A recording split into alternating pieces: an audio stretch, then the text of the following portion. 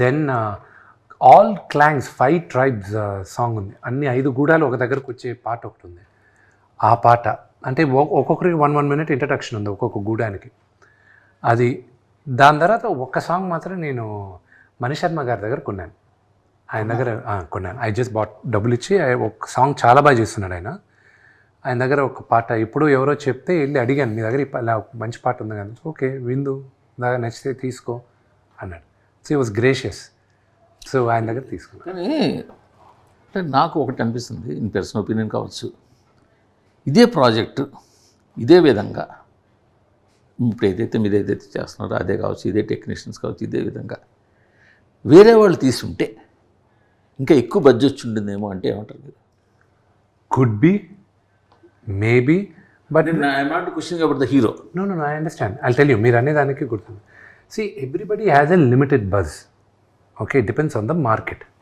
Okay, నేను ఒక్కడనే కానీ ఈ ప్రాజెక్ట్ భుజాలపైన వేసుకొని నేను కానీ ముందుకు వెళ్ళున్నానంటే it would have created only probably a certain buzz. Even Telugu స్టేట్స్లో కూడా ఓకే అనేది వచ్చేది.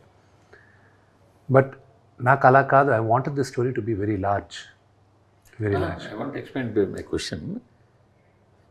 ఎందుకో తెలుగు స్టేట్స్లో ఉన్న సినిమా ఆడియన్స్ జనాలందరి గురించి నేను మాట్లాడట్లా, సినిమాని ప్రేమించేవాళ్ళు, సినిమాని చూసేవాళ్ళు, సినిమా గురించి మాట్లాడుకునేవాళ్ళు, వాళ్ళు మీ మీద కొంచెం తక్కువ చూపు లేదా కొద్దిగా నెగిటివిటీ ఉంది.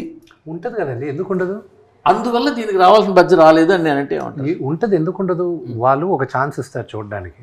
What was my track record in the last 2-3 Fridays? Track record in the last 3 releases, they were not up to the mark. So when someone with not up to the mark is trying to do something so ambitious, first and foremost అసలు అంత పెద్దది ఉంటుందా అనేది question mark వస్తుంది. Okay, రెండోది will he pull it off? ఇంత పెద్ద subject తీసుకున్నాడు, అసలు నిజంగానే వీళ్ళు అనుకున్నంతగా వీళ్ళు ఆగేయగలరా, వీళ్ళు చెప్పినంత బాగా వస్తుందా అనేది ఉంటుంది. ఇదంతా 27వ తేదీ మార్నింగ్ షో దాకే ఉంటుంది. ఓకే, ఇదంతా 27వ తేదీ. నాకున్న బిగ్గెస్ట్ కాన్ఫిడెంట్ ఇద్దరి దగ్గర నుంచి వచ్చిందండి మేజర్గా.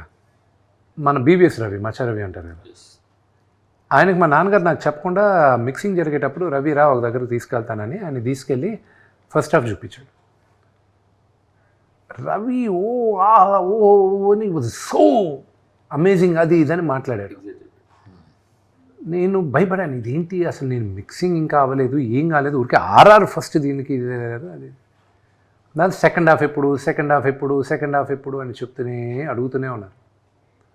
నాకు 2 months పట్టింది అవాయిడ్ చేసుకుంటూ వచ్చాను. 2 months తర్వాత ఇంకా తప్పక ఇంకా సినిమా ఎప్పుడు పోస్ట్పోన్ అయిందని తెలిసిందో మార్చ్ నేను ఏం చేశానంటే, ఓకే ఈ విఎఫ్ఎక్స్ ఈ రఫ్ వర్షనే శ్రీకాళహస్తి ప్రధాన అర్చకుల్ని పిలిపించి, అక్కడ సంస్కృత్ కాలేజ్ ప్రిన్సిపల్ని పిలిపించి, ఫార్మర్ ఆ దేవస్థానం బోర్డు చైర్మన్ని పిలిపించి, నా సినిమా ఇప్పుడు జూన్కు పుష్ అవుతుంది, మీరు చూడండి, ఏమైనా తప్పులుంటే ఇప్పుడు చెప్పండి, నేను అది మార్చుకుంటా అని చెప్పి ఆ షోకి వీళ్ళిద్దరిని పిలిపించాయి. ఎవరిని?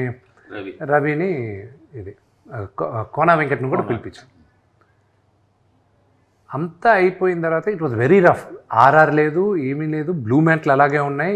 వీళ్ళకి కూడా చూపించేశాను నేను. చూపించిన తర్వాత ఫస్ట్ ఒక 10 minutes తర్వాత రవి